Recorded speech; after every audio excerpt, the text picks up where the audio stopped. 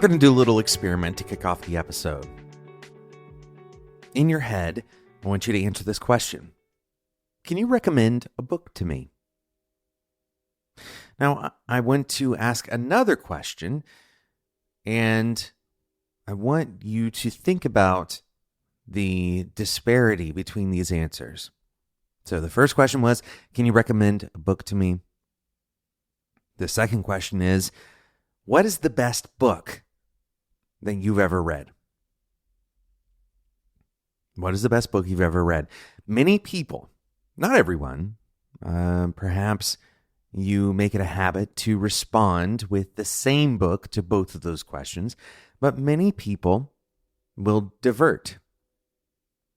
The book recommendation that they offer will be something that they've read recently. Maybe it came out recently.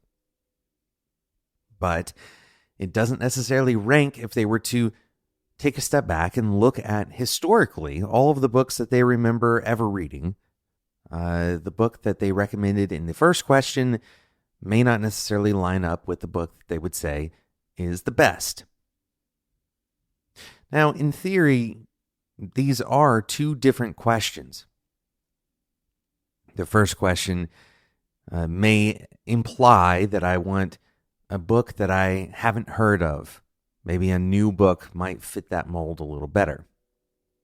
But there's another reason that people tend to divert between the answers for these questions.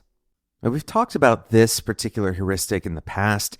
It's the same reason why if I say something like green truck on this podcast, then you're more likely in the next couple of days to recognize a green truck.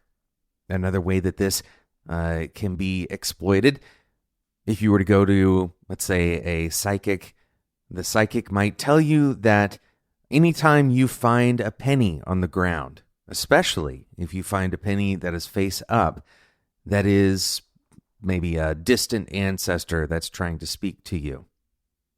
The interesting thing is you'll start finding those pennies with heads up.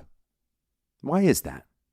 This strange phenomenon is caused by something called the availability heuristic. And what this really is your ability to recall subject matter that you've experienced recently.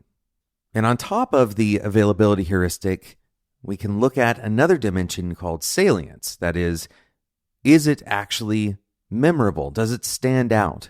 How salient is the detail?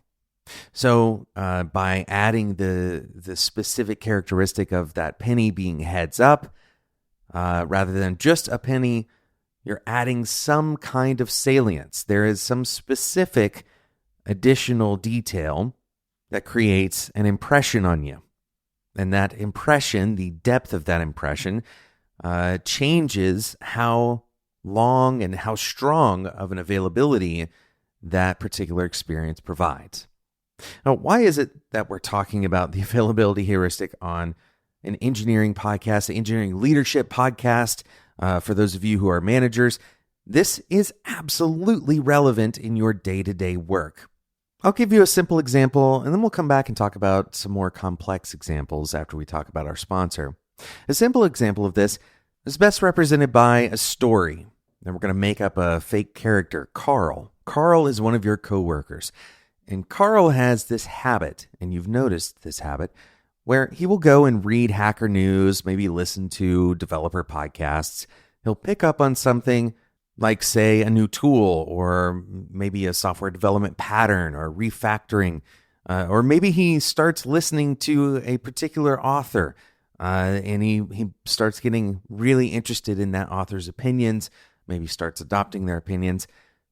And in your next meeting with Carl, as you are identifying, let's say, the root cause for a particular bug, maybe in a retrospective or a post-mortem, Carl raises his hand, and inevitably, in almost every case, Carl is going to bring up something from a recent thing that he learned.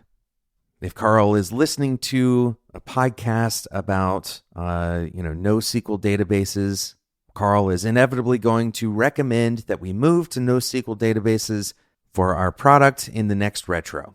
If Carl recently watched a YouTube video talking about an obscure bug dealing with memory overflows or something, then he's going to inevitably mention the possibility that that bug is showing up in your code base as well. So Carl is not just a terrible developer that moves at the whim of every single thing he watches on YouTube or hears in a podcast. We are all a little bit like Carl. It is natural, and in fact, it's helpful. It's a functional part of our brain to retrieve recent, relevant information. That recency is what makes this the availability heuristic. We're going to take a quick break, and then we'll come back and talk a little bit more about how the availability heuristic might show up in your work and what you can do, if anything, about it.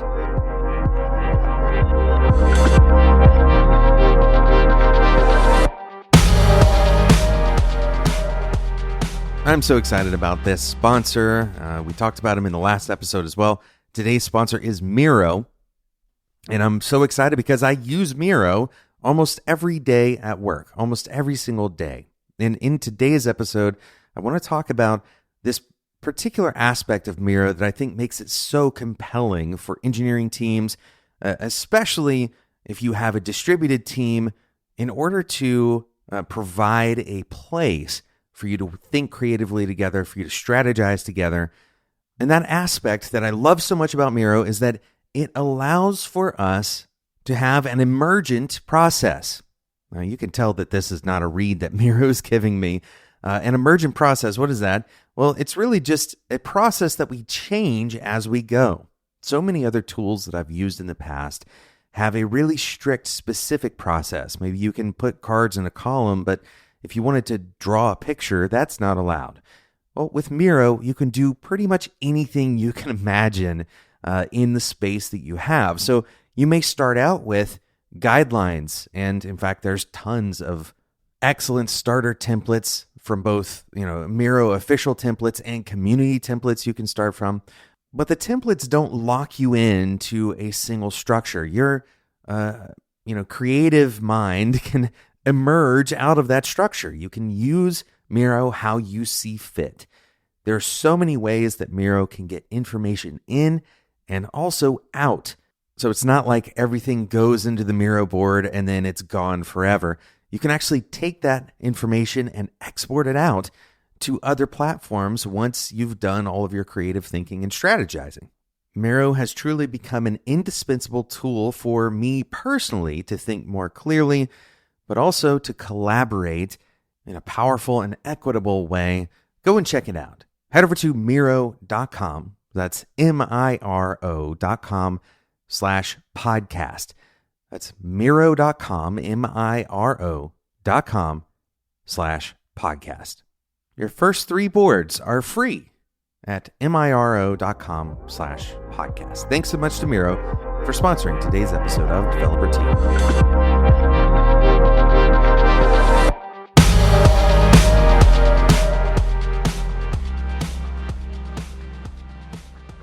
Another way that the availability heuristic shows up, and it mixes with another heuristic called the representative heuristic, or representativeness heuristic is actually probably a better way to say it. The idea is that in order to build up your picture of a given concept, and in this case, we're going to talk about a given person, in order to kind of conceptualize who does that person where do they sit in my professional life? What kind of role do they play on the team or in the company? How do I interact with that person? In order to build up that picture, we do this quick substitution. And this is really the kind of critical thing to understand. And we do this very often. We substitute an easier question, a question that our brain can answer without much effort. In order to be efficient, we substitute a reasonably close question, right? A question that can get us close to the real answer instead of that very hard question. So The hard question might be, what kind of person is this?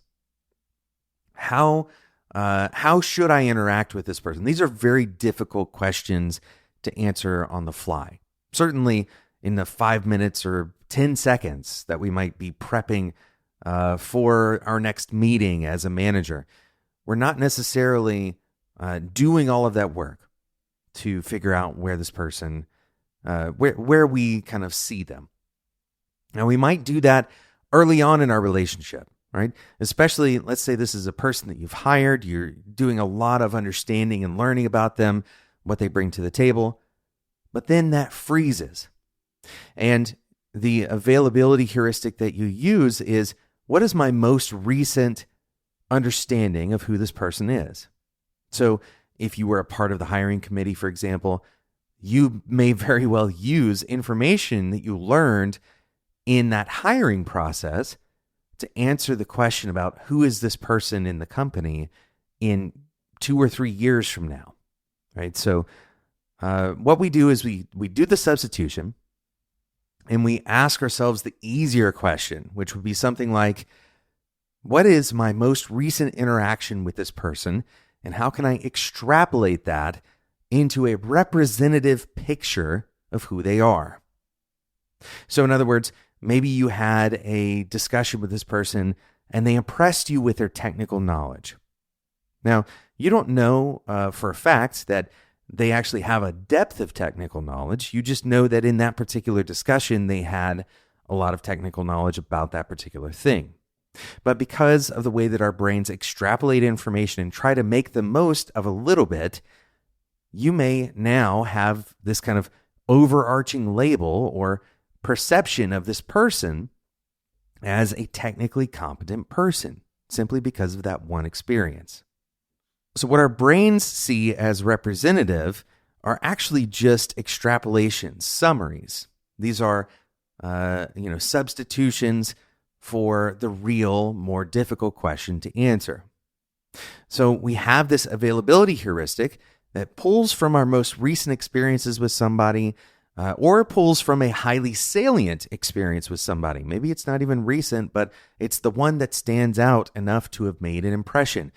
And now you can start to kind of piece together why things like first impressions actually do make a big difference. It's because the most salient and memorable experiences we have with people tends to then be extrapolated and used as more representative explanations for who we are. This is illustrated by the kind of like cultural experience of asking somebody, what was this person like?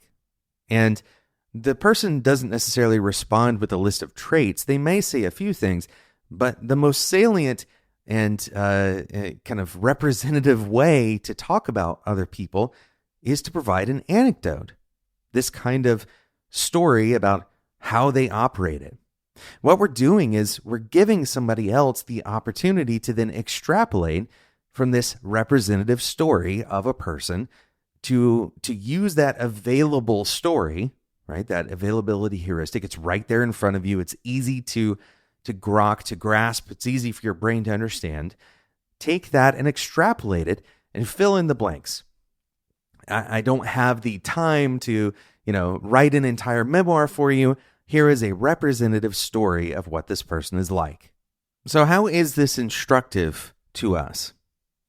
Well, it allows us to recognize that people's opinions very often are simply extrapolations of very low amount of data, a very small amount of information. This is useful in things like interviews. We have to use extrapolation in order to understand a person, but we also need to remain skeptical. Ask ourselves, are we actually substituting the hard question here, which is, can we predict how good of a candidate this is, for an easier question, which is, does this candidate have a story that is representative of traits that we would like to have for this position? Once we know that people's opinions very often are formed on that low amount of data and through the process of substitution, we can also recognize how important various aspects of our self-presentation and impressions are. Instead of viewing that as vanity, we instead might recognize that how we present ourselves in a meeting or the kinds of things that people might remember about us, they actually do impact the way that those people perceive us, the way that they might summarize how we fit into their work lives, into the team that we're on, etc. So while we shouldn't necessarily swing the opposite direction and become all about trying to present ourselves in a particular way, it does make sense to understand that people will likely summarize what we mean to them based off of our more recent or more memorable interactions. And so as you move forward, if you'd like for people to change their perception of you, then focus on the most recent interactions that you have with them rather than digging up some old story that maybe only you remember. Focusing on the more present and the more salient experiences is going to be a better bet and a more likely opportunity for change. Thanks so much for listening to today's episode of Developer Tea. Thank you again to Miro for sponsoring today's episode. Head over to miro.com/podcast. That's miro.com/podcast to get your first 3 boards for free, totally free. miro.com/podcast. Thanks so much for listening. If you enjoyed this episode, I'd certainly recommend that you join the Developer Tea Discord community because we talk about this kind of thing all the time. And by the way, we do actually have actual book recommendations happening over there. So go and check it out. Head over to developertea.com/discord. Thanks so much for listening. And until next time, enjoy your tea.